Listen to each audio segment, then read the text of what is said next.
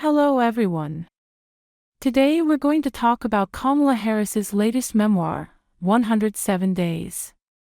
This book chronicles her extremely hectic and challenging 107-day presidential campaign, which began on July 21, 2024, but ultimately, she was soundly defeated by Trump. Why did the Democratic Party lose? The book includes both her personal observations and a candid assessment of the Democratic Party's internal workings and the Biden team. But, in this book, does she address the deep-seated reasons for the Democratic defeat? Some readers call it heartfelt, fast-paced, full of warmth, honesty, and wisdom. Harris personally reads the audiobook. After all, who is better suited to read your own story than yourself? Some liberal media outlets praise its candor, emotional depth, and inspiring tone. Rachel Maddow said, "It is unvarnished, but it is sincere and honest." It is a fun and very important read. The New York Times described it as revealing, riveting, and even something of a bombshell. Some critics believe the book spends too much time blaming others. For instance, she blames the core Biden team, structural issues, and timing, with insufficient self-reflection on her own strategy.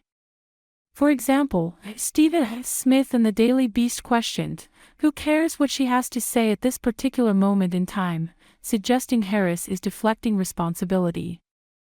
Some Democratic operatives feel the book is more of a personal emotional release for Harris than a strong political strategy.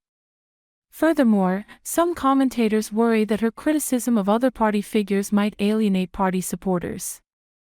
Others believe the book's argument that lack of time was the reason for her defeat is overly simplistic, as it doesn't fully explore her own and the Democratic Party's mistakes.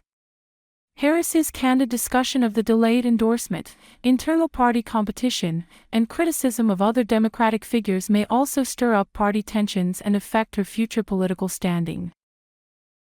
Next, let's look at some of Harris's observations and criticisms of Biden and the Democratic Party's internal workings in 107 days. These points are compiled from news reports and book excerpts and reflect her main points in tone. She criticizes the over-centralization of decision-making. Harris points out that the major decision about whether Biden should run for re-election relied almost entirely on Biden and First Lady Jill themselves. She writes, "Was it grace, or was it recklessness? In retrospect, I think it was recklessness. The stakes were simply too high. This wasn't a choice that should have been left to an individual's ego, an individual's ambition. It should have been more than a personal decision." This passage shows her belief that decisions concerning the nation's and the party's interests should not be merely a matter of personal feelings or ambition. Harris also mentions that her position in the White House made her the least suitable person to advise Biden to step down, as it would be viewed as naked ambition, or even disloyalty. She writes, "And of all the people in the White House, I was in the worst position to make the case that he should drop out. He would see it as naked ambition, perhaps as poisonous disloyalty, even if my only message was, 'Don't let the other guy win.'"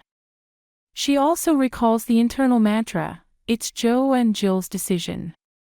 We all said that, like a mantra, as if we'd all been hypnotized. This reflects the general culture of obedience in the White House and the self-censorship against challenging decisions. She also felt marginalized and her voice was limited. As vice president, she felt her role was diminished. She said, "Sometimes the team forgot who their own vice president was. When Fox News attacked me on everything from my laugh, to my tone of voice, to whom I'd dated in my 20s, or claimed I was a DEI hire," she writes, "the White House rarely pushed back with my actual resume. 2 terms elected DA, top cop in the second-largest Department of Justice in the United States, senator representing 1 in 8 Americans. After all, I was a 2-term elected district attorney, the chief law enforcement officer of the second-largest Justice Department in the United States, and a senator representing 1/8 of Americans." This shows she lacked sufficient protection and positive support from the White House under media pressure. She also criticized internal staff for spreading negative narratives. Harris writes, "Worse, I often learned that the president's staff was adding fuel to negative narratives that sprang up around me, such as labeling her office chaotic and having high staff turnover." She adds, "Their thinking was zero-sum, if she's shining, he's dimmed. None of them grasped that if I did well, he did well. That given the concerns about his age, my visible success as his vice president was vital. My success was important for him. His team didn't get it."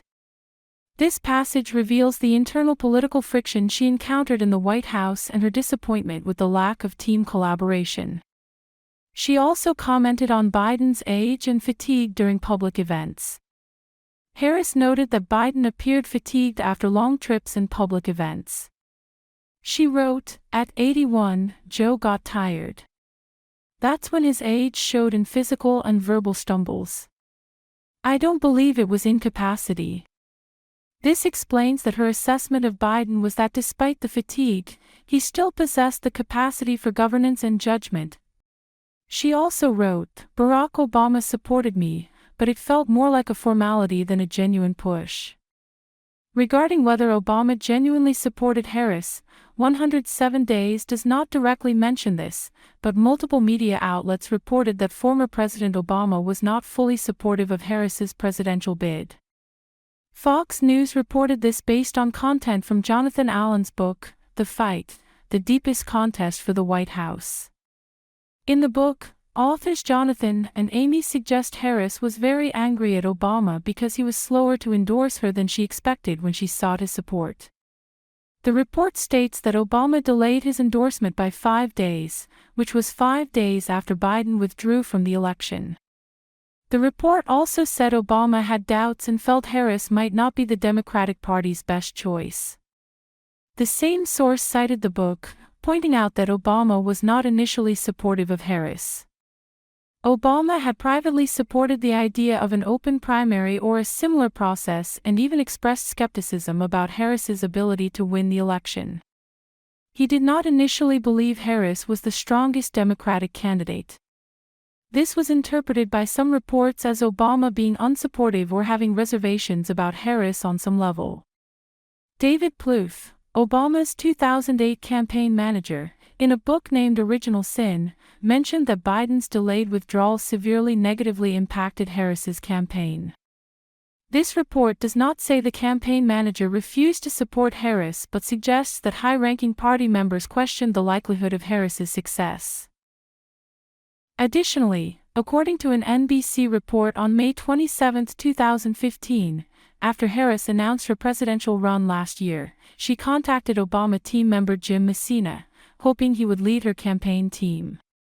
Messina told friends about this and received a warning from major Democratic donor John Morgan.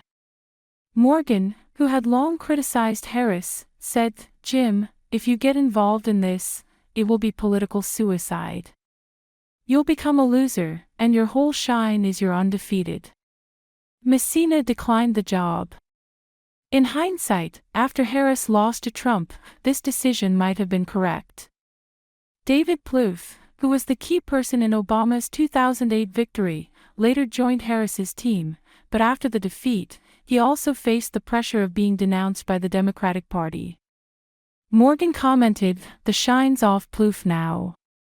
He was the golden boy, now he's just an old broken-down boy, who lost big." After the book's publication, some commentators even criticized Harris for publishing the book as political suicide. A review in The Guardian described 107 Days as "no closure, no hope," arguing that Harris's account lacks self-reflection and fails to provide deep analysis. The reviewer contends that the book inadvertently exposes flaws within both Harris and the broader Democratic Party, rather than offering a constructive analysis of the 2024 election. Similarly, another article in The Guardian critiqued the book for overemphasizing ambition and media admiration over substance or ideological clarity. the columnist suggests that Harris's campaign leaned heavily on celebrity endorsements and optics, sidelining coherent policy proposals, and that the memoir reveals a lack of self-awareness and genuine political conviction. Additionally, Democratic strategist Michael Hardaway also criticized the book, calling it unhelpful and describing it as essentially a bunch of finger-pointing and blaming others. This sentiment was echoed by over 15 Democratic operatives who felt the book lacked a clear political strategy. These critiques suggest that some view Harris's memoir as a missed opportunity for introspection and a potential hindrance to her political future. Overall, these critiques suggest that some view 107 Days as failing to display Harris's political insight and potentially obstructing her future political path. 107 Days is both a personal catharsis and a political memoir. You can praise her honesty, or you can criticize her for overly exposing conflicts and deflecting some responsibility onto others. But frankly, sometimes the most interesting political stories are these messy, unvarnished versions. Whether you consider 107 Days a major party's self-reflection, a candid political memoir, or a politically risky piece of gossip, it undoubtedly reveals Kamala Harris's perspective, the dynamics of the 2024 campaign, and the delicate balance between loyalty and self-assertion in high-level politics. Perhaps it also makes you sigh, thank goodness I'm not in Washington, involved in this kind of turmoil. Thank you all. We'll talk again next time.